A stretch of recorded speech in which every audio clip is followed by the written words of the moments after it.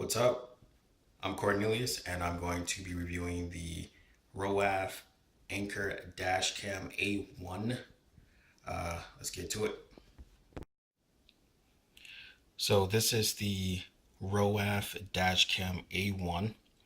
This is from Anker. It has a Sony sensor.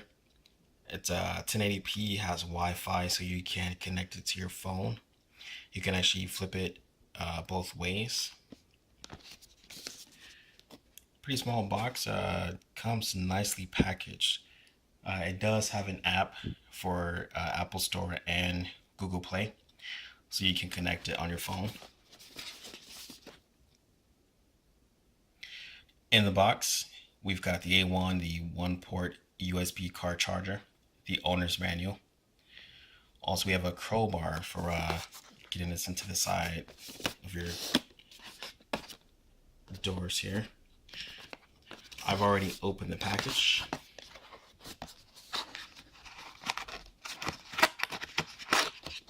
And again, it comes pretty neatly packaged. Camera's up top. We've got the accessories in the bottom. Pretty sturdy. And here we go. This is the A1 itself.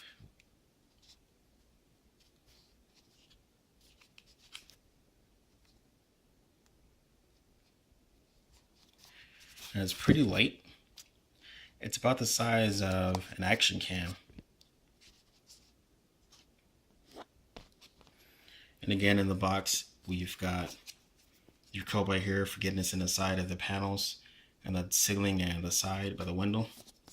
We've got the enjoy your smart driving catalog. If you're happy, you're unhappy, clap your hands. We've got the owner's manual here. We've got the one port Roav USB charger. We've got the suction mount. We've got the cable, which is a micro USB on one end. We've got a USB on the other end. Starting off, I mean, it looks like a pretty decent camera, pretty nice weight to it. We'll have to see how it works in the car. And I'll actually come back for that. I should tell you about some of the other features that are not on the box. And I'm actually pulling this right from the Anker website for this model. So again, it does have 1080p. It is full HD video. It's a wide angle lens, so you can capture the road. From what I've read online, you can capture about 4 lanes of traffic. We're actually going to test that out in the car itself here in Orlando. It does have night vision. So Nighthawk technology, has an f1.9 glass lens, and it again has the wide dynamic range. You can connect Wi-Fi to this from your Android or Apple device. You can open that app on your phone. You can download the videos. You can share it, and it has a nice feature which records while you're away. So let's say that your car's parked outside and somebody bumps it. The camera automatically comes on and tries to capture that action. All right, so it does have a gravity sensor. Now, when you're recording your video while you're driving, it does record accidents as well. So that's a good thing to have, especially if you're in an area with high traffic, people that don't know how to drive. It does automatically turn on once you turn your car on because it's connected to your port. This comes with a 12-month warranty and replacement. So if for any reason something happens to it, give them a call, send them an email, and they will replace your unit, which is pretty good.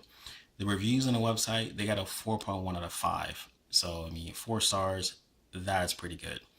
I did watch a video on the website where they actually put this camera in the oven and turned it up for the temperature, to give you an idea of how well it does while it's in direct sunlight for a long period of time, which is something good to have in Florida because we have high humidity and the sun's beaming on your window. It gets pretty hot, so that's something I was worried about, and that's one of the reasons I chose this model. So I'm gonna go ahead and connect it in the car, and then I'll get back and download some videos and show you how it looks. So I'm actually gonna give you a little bit of a step-by-step because I noticed that this little port here is shaped a specific way, which means that this has to go in a specific way. So this is the mount here. Let's see if I can do this while holding this phone. So for your mount, you want to make sure that this thing at the bottom here, you want to make sure that you put it in and then slide it over to your left. If that makes any sense. It's pretty simple, but when you're putting it in, it does seem a little hard to pull it over. So just be careful you don't break it. And for your windows, you want to make sure you wipe the window off. I used some alcohol and wipe and just wiped it off so it's clean. That way that suction cup sticks, because sometimes these things fall off. You don't want the camera to fall while you're driving. Alright, I went ahead and installed the Roav cam in my car. As you can see, I run the cord up to the ceiling and I run it all the way down to the panel here. And you can't see it, so you want to make sure that it's not somewhere where it's going to get tripped over, or someone's going to rip your camera out of the window. Not something you want. You do want to leave a little bit of gap in your cord, that way in case you have to adjust it.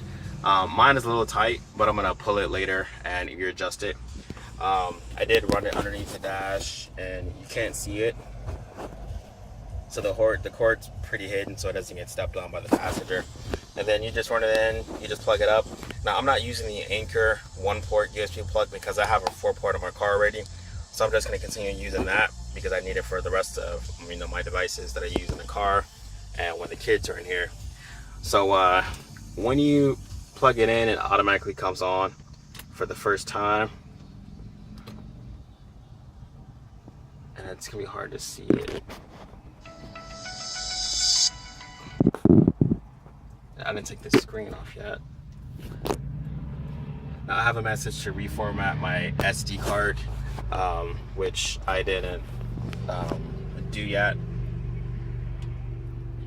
I have an SD card from Dell. They recommend you put 32 gigabyte or 64 in there, and I think it's supposed to be like a SanDisk or something. I just used one that I had sitting in the house. It's brand new. It's a 16 gigabyte. So I'm gonna play with it for a second and see if I can get it to come on with the one I have in there, and then I'll be right back. Alright, so I did get it to go past the SD card mode. It does say class 10 is required. Mine is not a class 10, so I'll change that later. But as you can see, some of the settings here. You can change your 1080, the definition that you want to record in. You can use these arrows here. And it's hard to see on the camera, it's pretty bright outside today. But it has a loop recording, lets you change it. Sensitivity for when you're driving. This is your parking collision detection. The Wi-Fi for turning it on your phone. Then the time and date, which you want to set up from the beginning. And then the language, of course. And then the LCD auto off, so your screen turns off by itself.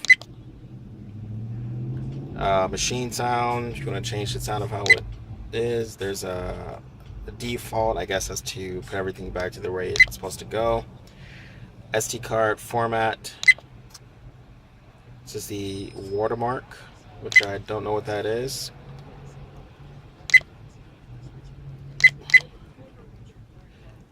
And it's pretty easy to navigate. You just use the arrows and then just press OK on what you want. So watermark, right now it's off. Let's see, you can change it to on.